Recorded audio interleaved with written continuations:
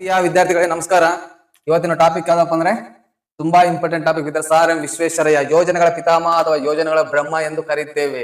ತುಂಬಾ ಪ್ರಸಿದ್ಧವಾದ ಇಂಜಿನಿಯರ್ ವಿದ್ಯಾರ್ಥಿಗಳೇ, ಅನೇಕ ಡ್ಯಾಮ್ ಗಳನ್ನು ಕೂಡ ಕಟ್ಟಿದ ಒಂದು ಅದ್ಭುತವಾದ ವ್ಯಕ್ತಿ ವಿದ್ಯಾರ್ಥಿಗಳೇ ಸರ್ ಎಂ ವಿಶ್ವೇಶ್ವರಯ್ಯನವರು. ಅತ್ಯಂತ ಅದ್ಭುತವಾದ ವ್ಯಕ್ತಿ ವಿದ್ಯಾರ್ಥಿಗಳೇ. ಯಾಕಂದ್ರೆ ಮೈಸೂರು ಬ್ಯಾಂಕ್ ಅನ್ನು ಸ್ಥಾಪನೆ ಮಾಡಿದವರು ಇವರೇ, ಮೈಸೂರು ವಿಶ್ವವಿದ್ಯಾಲಯವನ್ನು ಸ್ಥಾಪನೆ ಮಾಡಿದವರು ಇವರೇ. ಅದೇ ರೀತಿ ಕನ್ನಡ ಸಾಹಿತ್ಯ ಪರಿಷತ್ತನ್ನು ಸ್ಥಾಪನೆ ಮಾಡಿದವರು ಕೂಡ ಸರ್ ಎಂ ವಿಶ್ವೇಶ್ವರಯ್ಯ. ಅದೇ ರೀತಿ ಸರ್ ಎಂ ವಿಶ್ವೇಶ್ವರಯ್ಯನವರಿಗೆ 1955ರಲ್ಲಿ ಭಾರತ ರತ್ನ ಕೂಡ ಸಿಕ್ಕಿದೆ. ಇದು ಕೂಡ ಎಕ್ಸಾಮ್ ಅಲ್ಲಿ ಕ್ವಶನ್ ಆಗಿದೆ ವಿದ್ಯಾರ್ಥಿಗಳೇ. ಸಾಕಷ್ಟು ಸಲ ಸ್ಪರ್ಧಾತ್ಮಕ ಒಂದು ಯುಗದಲ್ಲಿ ಸರ್ ಎಂ ವಿಶ್ವೇಶ್ವರಯ್ಯ ಬಗ್ಗೆ ಕೇಳಿದ್ದಾರೆ.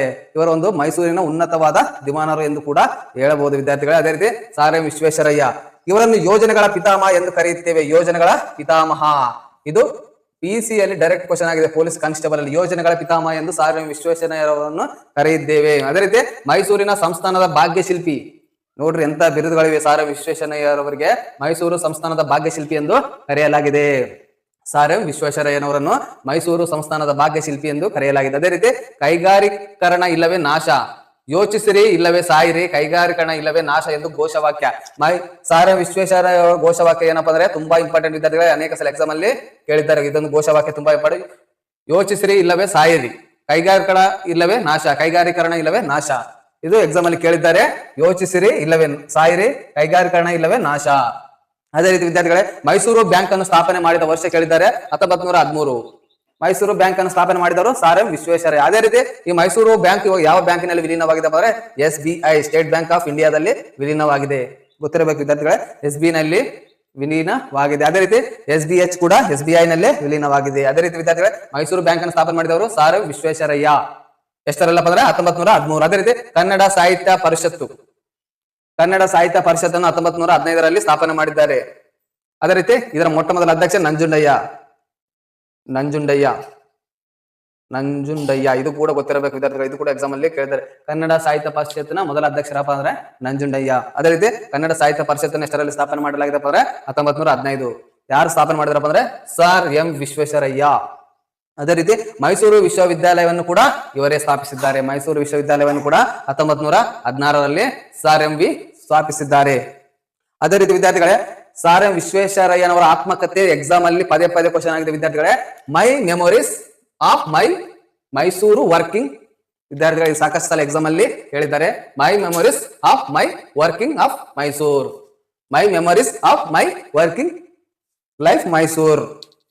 ಅದೇ ರೀತಿ ಇವರಿಗೆ ಭಾರತ ರತ್ನ ಸಿಕ್ಕಿದ ವರ್ಷ ಯಾವ್ದಪ್ಪ ಅಂದ್ರೆ 1955.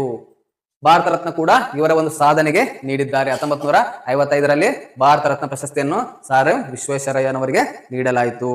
ಅದೇ ರೀತಿ ವಿದ್ಯಾರ್ಥಿಗಳೇ ಇವರ ಒಂದು ನಿಧನ ಯಾವಾಗಪ್ಪ ಅಂದ್ರೆ 1962 ಏಪ್ರಿಲ್ 14.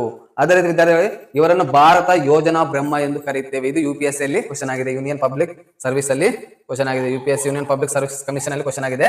ಮತ್ತೊಮ್ಮೆ ಚೆನ್ನಾಗಿ ಕೇಳಿ. ಸರ್ ಎಂ ವಿಶ್ವೇಶ್ವರಯ್ಯ ಯೋಜನೆಗಳ ಪಿತಾಮಹ ಎಂದು ಸರ್ ಎಂ ವಿಶ್ವೇಶ್ವರಯ್ಯನವರನ್ನು ಕರೆಯುತ್ತೇವೆ. ಅದೇ ರೀತಿ ಮೈಸೂರು ಸಂಸ್ಥಾನದ ಭಾಗ್ಯಶಿಲ್ಪಿ. ಯೋಚಿಸಿರಿ ಇಲ್ಲವೇ ಸಾಯಿರಿ, ಕೈಗಾರೀಕರಣ ಇಲ್ಲವೇ ನಾಶ. ಇದು ಯಾರ ಘೋಷವಾಕ್ಯಪ್ಪ ಅಂದ್ರೆ ಸರ್ ಎಂ ವಿಶ್ವೇಶ್ವರಯ್ಯ. ಅದೇ ರೀತಿ ಮೈಸೂರು ಬ್ಯಾಂಕ್ ಅನ್ನು 1913ರಲ್ಲಿ ಸರ್ ಎಂ ವಿಶ್ವೇಶ್ವರಯ್ಯನವರು ಸ್ಥಾಪನೆ ಮಾಡಿದ್ದಾರೆ. ಆ ಟೈಮ್ ನಲ್ಲಿ ಅವರು ಮೈಸೂರಿನ ದಿವಾನರು ಆಗಿದ್ದರು. ಅದೇ ರೀತಿ ವಿದ್ಯಾರ್ಥಿ ಕನ್ನಡ ಸಾಹಿತ್ಯ ಪರಿಷತ್ತನ್ನು 1915ರಲ್ಲಿ ಸ್ಥಾಪನೆ ಮಾಡಲಾಗಿದೆ. 1915ರಲ್ಲಿ ಕನ್ನಡ ಸಾಹಿತ್ಯ ಪರಿಷತ್ತನ್ನು ಸರ್ ಎಂ ವಿಶ್ವೇಶ್ವರಯ್ಯನವರು ಸ್ಥಾಪನೆ ಮಾಡಿದ್ದಾರೆ. ಅದೇ ರೀತಿ ಮೈಸೂರು ವಿಶ್ವವಿದ್ಯಾಲಯವನ್ನು 1916ರಲ್ಲಿ ಸ್ಥಾಪನೆ ಮಾಡಲಾಗಿದೆ. ಮೈಸೂರು ವಿಶ್ವವಿದ್ಯಾಲಯವನ್ನು 1916ರಲ್ಲಿ ಸ್ಥಾಪನೆ ಮಾಡಲಾಗಿದೆ.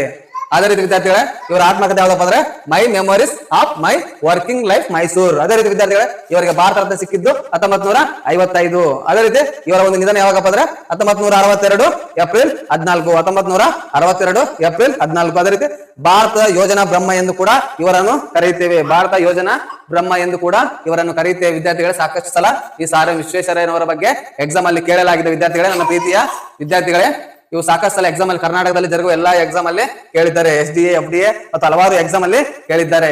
ಇಲ್ಲಿಗೆ ಈ ವಿಡಿಯೋ ಮುಕ್ತಾಯವಾಗುತ್ತೆ. ನನ್ನ ಪ್ರೀತಿಯ ವಿದ್ಯಾರ್ಥಿಗಳೇ ಎಲ್ಲ ಎಕ್ಸಾಮ್ ಅಲ್ಲಿ ತುಂಬಾ ಉಪಯೋಗವಾಗುತ್ತದೆ.